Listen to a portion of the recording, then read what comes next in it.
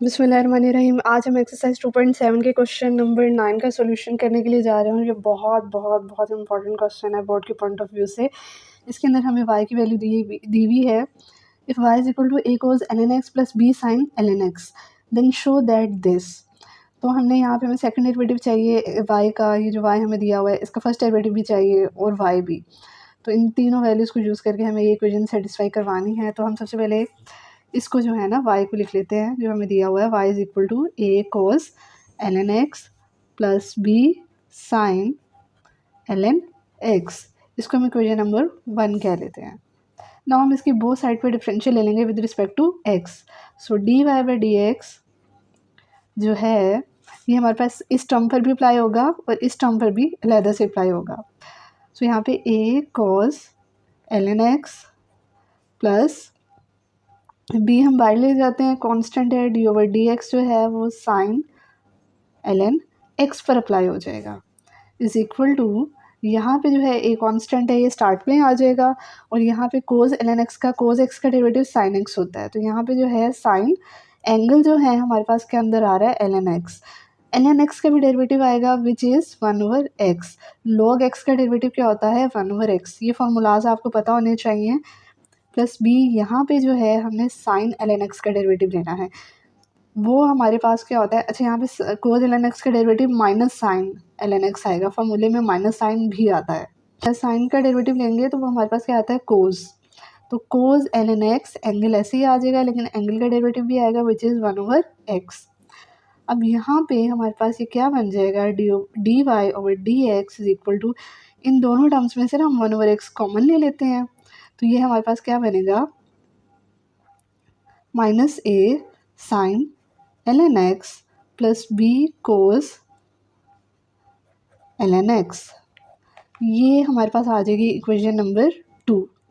अब यहाँ पर जो है ना हमने इसका सेकंड डेरिवेटिव लेना है तो हम वो ले लेते हैं।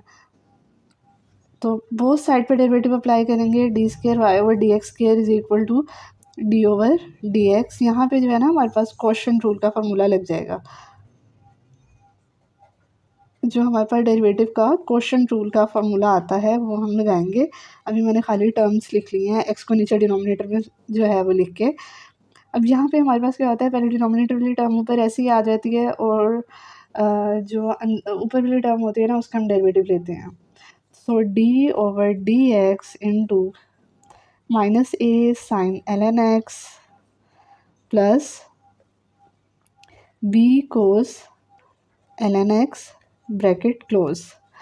फिर फॉर्मूले के अकॉर्डिंगली हमारे पास माइनस का साइन आता है। फिर हमारे पास ये ऊपर वाली वैल्यू जो टर्म होगी ये हमारे पास ऐसी आ जाएगी माइनस ए sine ln x plus B cos ln x और डेरिवेटिव नीचे वाली जो हमारे पास डिनोमिनेटर में टर्म होती है ना उस पर अप्लाई हो जाएगा। ओवर ये सारा ये जो हमारे पास यहाँ से लेके यहाँ तक जो आया है इसके नीचे हमारे पास क्या होता है डिनोमिनेटर का स्केयर आता है। तो यहाँ पे x है तो x का स्केयर ले लिया। सो यहाँ पे हमारे पास ये क्या बन जाएगा डी स्केयर वाई और d x square is equal to x into minus a constant है ये ऐसे ही आ जाएगा। साइन ln x का डेरिवेटिव हमारे पास क्या होगा कोज ln x।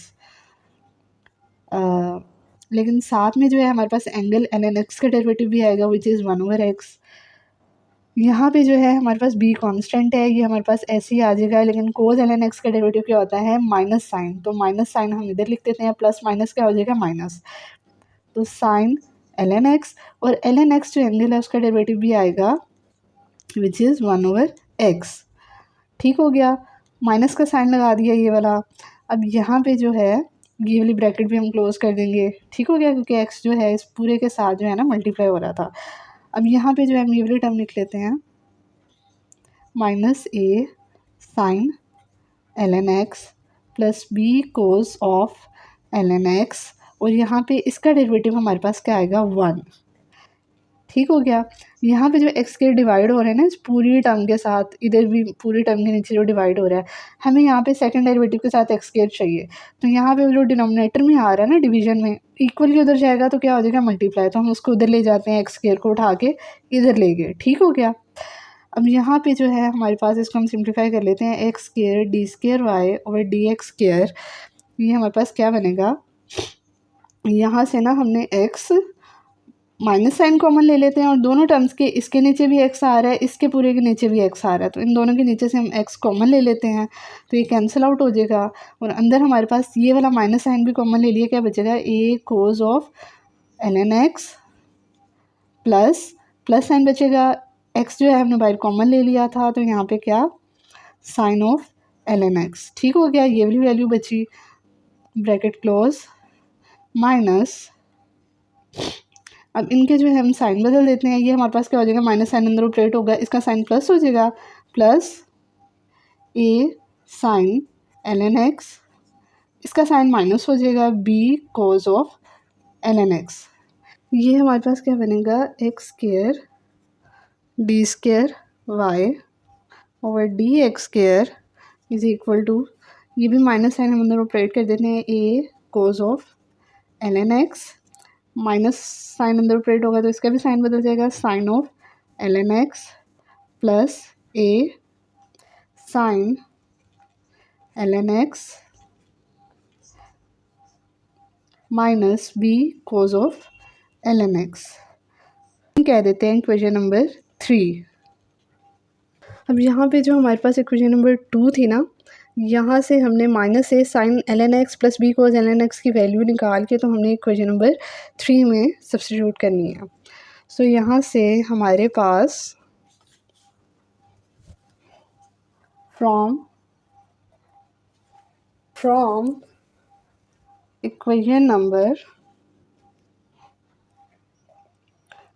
2, ये हमारे पास इक्वेशन नंबर 2 हमारे पास, मैं वो लिख देती हूँ, D Y over D x is equal to 1 over X थी into minus A sine of ln x plus B cos of ln x।